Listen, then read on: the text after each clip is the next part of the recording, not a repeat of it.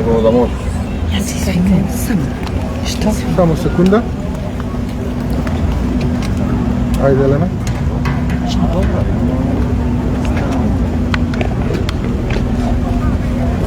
Председател, повелете. Добар ден.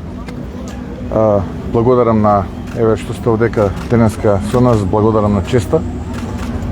Дозволете ми најпрвен да го честитам овој голем христијански православен празник, голем ден за православните христијани, а тоа е успение на Пресвета Богородица.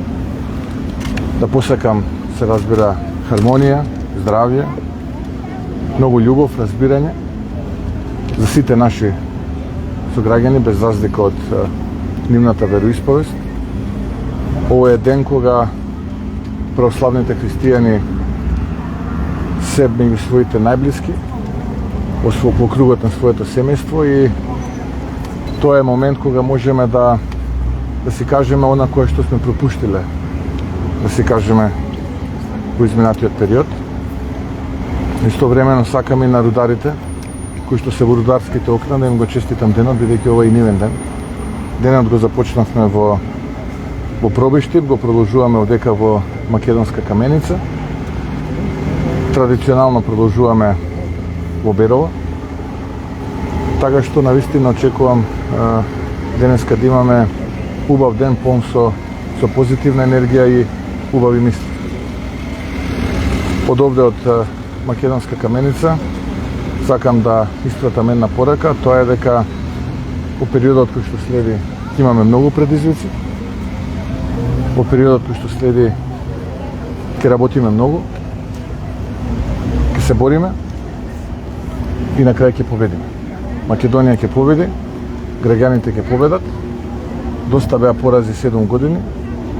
Конечно почнавме и ќе продолжиме да победуваме, колку и да сакаат оние ретроградни сили кои што изминативе 7 години ја влечеа државата назад.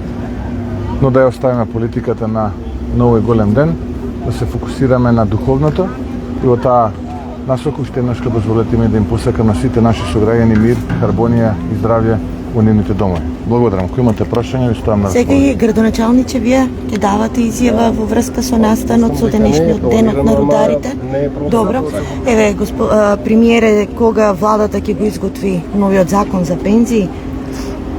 Па законот за пензии, измените во законот за пензиско и инвалидско осигурување поминаа на вчерашната седница на владата, така што усогласувањето на пензиите ќе биде линарно, нема да биде процентуално како и до сега, така што најпрвен од овој септември ќе имаме 2500 денари зголемување, потоа и од следниот март уште 2500 денари. Ние ветивме дека во првата година пензиите линарно ќе бидат зголемени за 5000 денари, тоа ќе го направиме многу побрзо, односно во првите 9 месеци. Ќе видиме понатаму какви ќе бидат состојбите со буџетот, па и понатаму може да имаме пријатни изненадувања за пензионерите, за работниците и така натаму. Така што очекувам најскоро, откако ќе почне да функционира парламентот, да помине овој закон и веќе септемвриската пензија да легне на сметката на пензионерите зголемена за 2500 денари. Така и во врска со вчерашното што го објавивте во врска со подкупот за Коридор 8, од обвинителството велат дека се уште нема пријава кај нив, па ваш коментар во врска со случајот.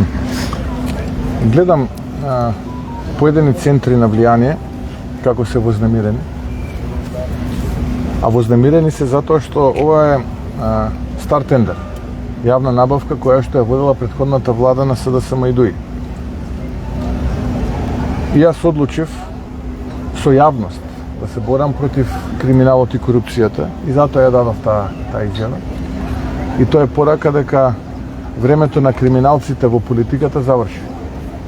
Дека е време на честни политичари, луѓе кои што си го љубат својот народ, својата татковина и ќе работат за интересите на своите сограѓани и својата татковина. И така ќе продолжиме и во иднина.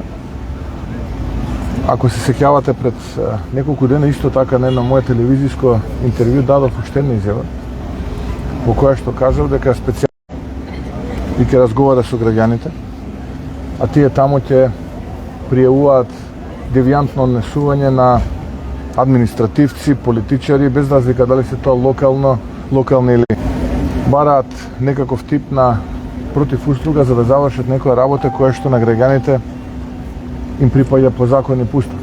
И таа отворена линија ќе има за цел граѓаните тоа девијантно несување да го пријават.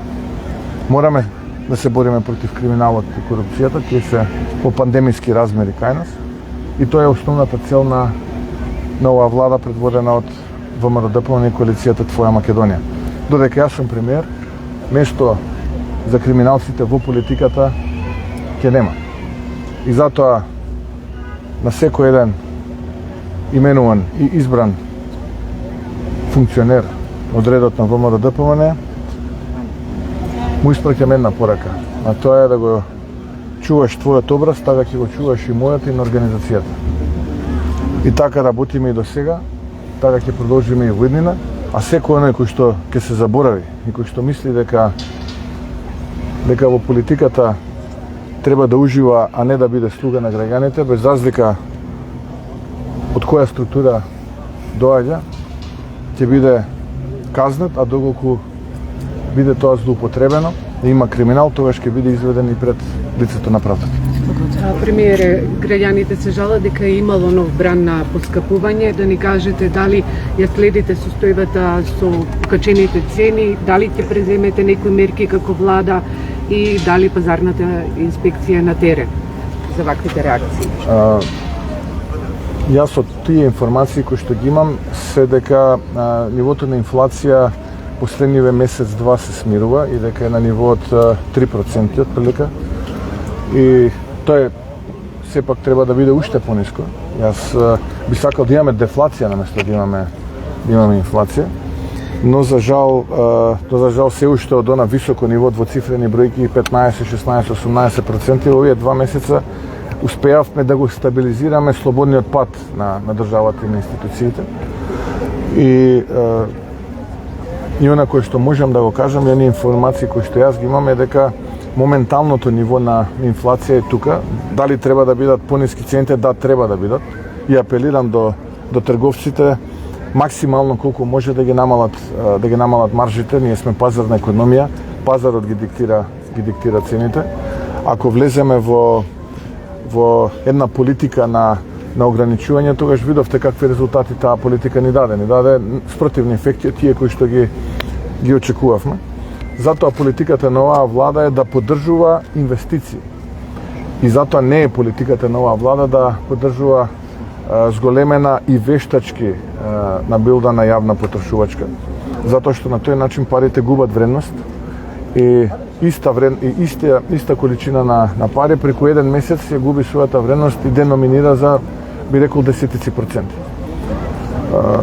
Она кое што го направивме во овие, би рекол, 2 месеца нова влада е сопирање на слободниот пат, стабилизирање на системот и институциите.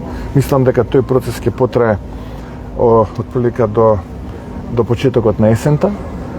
До крајот на годината, бидејќи се уште работиме на буџет кој што костурот го креираше претходната влада, очекувам да дојдеме до состојба кота нула, а веќе со следниот буџет за следната година да почне развојот и напредокот. Но на што е важно, дека честно се работи во рамките на институциите, знам со колкава енергија влегуваат новоименуваните лица кои што имаат чест добиена од граѓаните да ги водат институции и тоа влева кај мене огромна доза на оптимизам за институциите.